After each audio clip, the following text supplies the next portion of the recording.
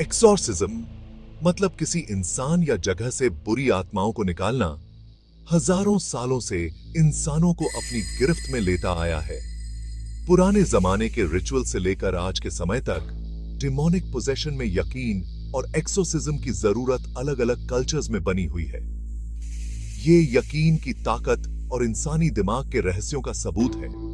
हमने तारों के बीच जवाब ढूंढते हुए कॉस्मोस को देखा है, लेकिन कभी-कभी हमें जो जवाब चाहिए होते हैं वो हमारे अंदर ही होते हैं। पुरानी सिविलाइजेशंस अक्सर अजीबोगरीब चीजों को, जैसे कि बीमारी या अनियमित व्यवहार, सुपरनैचुरल ताकतों से जोड़कर देखते थे। इसी वजह से एक्सोर्सिज्म से जुड़े रिचुअल्स और मान्यताएं बनी। शामन्स, पुजारी और दूसरे स्पिरिचुअल लीडर्स को इन अनदेखी ताकतों का सामना करने के लिए बुलाया जाता था। वो मटेरियल और स्पिरिचुअल दुनिया के बीच एक कड़ी का काम करते थे। एक्सोर्सिज्म का कॉन्सेप्ट दुनिया भर के धार्मिक ट्रेडिशंस में गहराई से समाया हुआ है। ये पुराने बेबीलोनियन ग्रंथों, मिस्र के हायरोग्लिफ्स और क्लासिकल ग्रीक मिथोलॉजी में पाया जाता है। हर कल्चर ने आत्माओं की दुनिया और बुरी ताकतों से लड़ने के तरीकों को अपनी तरह से समझा। इतिहास में एक्सोर्सिज्म का रिवाज डर, अंधविश्वास और अज्ञात के लिए स्पष्टीकरण की तलाश से जुड़ा रहा है। वैज्ञानिक तरक्की के इस जमाने में भी ये हमें फैसिनेट और डराता है। लेकिन विज्ञान इन पुराने बिलीफ्स के बारे में क्या कहता है? आइए इस विषय में गहराई से उतरें और आधुनिक समझ की नजर से एक्सोर्सिज्म को जांचें। एक्सोर्सिज्म रिचुअल्स उतने ही अलग अलग हैं जितने कि उन्हें मानने वाले कल्चर्स हैं।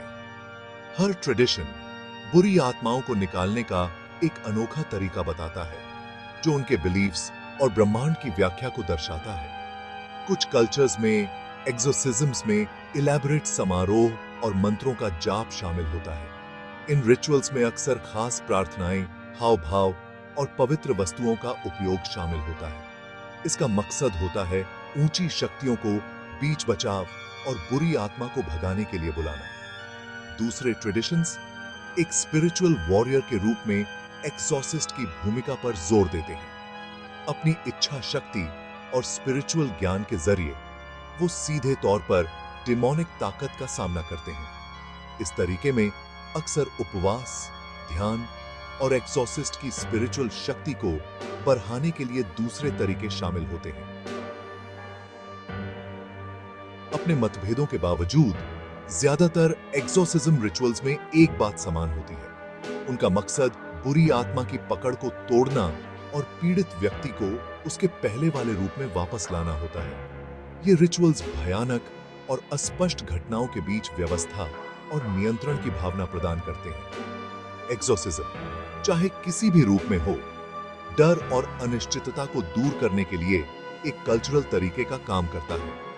ये उन घटनाओं को समझने और उनका सामना करने के लिए एक ढांचा प्रदान करता है जो तर्कसंगत व्याख्या को चुनौती देती है। लेकिन जैसे जैसे विज्ञान आगे बढ़ता है, हमें खुद से पूछना चाहिए, क्या ये प्राचीन रिचुअल्स केवल दिखावटी प्लेसिबोस हैं या इनमें गहरे सत्य छिपे हैं जिनका पता लगाया जाना बाकी है? एक वैज्ञानिक नजरिए से डिमोनिक पोजेशन की घटना जितने जवाब देती है, उससे कहीं ज्यादा सवाल खड़े करती है। वैज्ञानिक तरीका जो भी यह जो संभव के सब बातचीत, जो अनुभवजन्य साक्ष्य और परीक्षण योग्य हाइपोथेसिस पर जोर देता है, उन व्यक्तिपरक और अक्सर कल्चरली स्पेसिफिक अनुभवों से जूझता है जिन्हें पोजेशन से जोड़ा जाता है। न्यूरोलॉजिस्ट और मनोवैज्ञानिकों ने डिमोनिक पोजेशन से जुड़े लक्षणों को समझाने के लिए कई थ्योरीज पेश की हैं। इनमें मिर्गी, स्किज़ोफ्रेनिया, डिसोसिएटिव आइडेंटिटी डिसऑर्डर और टूरेट सिंड्रोम शामिल हैं। इनमें से हर कंडीशन व्यवहारिक और मनोवैज्ञानिक बदलाव के साथ सामने आ सकती है, जिसे डिमोनिक प्रभाव के रूप में गलत समझा जा सकता है। सजेस्शन की शक्ति भी इस बात में महत्वपूर्ण भूमिका निभाती है कि व्यक्ति अपने लक्षणों को कैसे अनुभव करते हैं और उनकी व्याख्या कैसे करते हैं। उन कल्चर्स में जहां डिमोनिक पोजेशन को व्यापक रूप से स्वीकार किया जाता है, व्यक्ति अपने अनुभवों की व्याख्या उस नजरिए से करने के लिए ज्यादा संवेदनशील हो सकते हैं। पोजेशन को लेकर डर और उम्मीद एक सेल्फ फुलफिलिंग प्रोफेसी बना सकती है। लिशहा से इस सामूहिक लक्षणों को और बढ़ा सकती है और एक बाहरी बुरी ताकत में विश्वास को मजबूत कर सकती है। वैज्ञानिक डिमोनिक एंटिटीज के अस्तित्व के लिए एम्पिरिकल साक्ष्य की कमी की ओर इशारा करते हैं। पोजेशन के मामलों का दस्तावेजीकरण और अध्ययन करने के कई प्रयासों के बावजूद सुपरनैचुरल भागीदारी का कोई निश्चित प्रमाण नहीं मिला है। हालांकि ये अलौकिक के अस्तित्व को नकारता नहीं है, लेकिन ऐसे दावों का मूल्यांकन करते समय कठोर वैज्ञानिक जांच की आवश्यकता पर प्रकाश डालता है।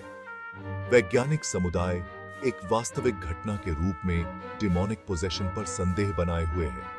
हालांकि मनोवैज्ञानिक और न्यूरोलॉजिकल कारकों की खोज जो इन अनुभवों में योगदान करते हैं, मानव मन की जटिलताओं में बहुमूल्य अंतर्दृष्टि प्रदान करते हैं।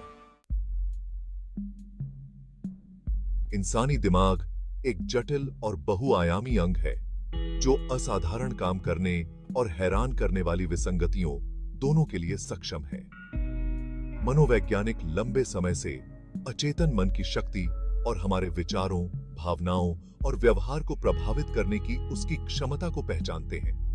डिसोसिएटिव आइडेंटिटी डिसऑर्डर या DID, जिसे पहले मल्टीपल पर्सनैलिटी डिसऑर्डर के रूप में जाना जाता था, एक ऐसी कंडीशन है जिसे अक्सर कथित डिमोनिक पोजेशन के लिए एक संभावित स्पष्टीकरण के रूप में उद्धृत किया जाता है।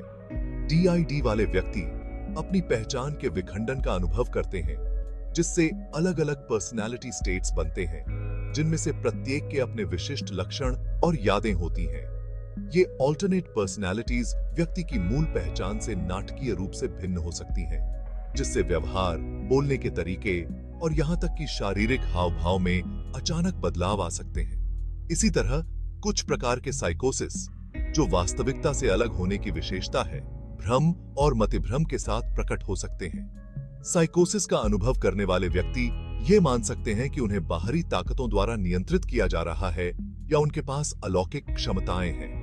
ये विश्वास परेशान करने वाले होते हुए भी अक्सर वास्तविक डिमोनिक प्रभाव के बजाय न्यूरोलॉजिकल असंतुलन में निहित होते हैं।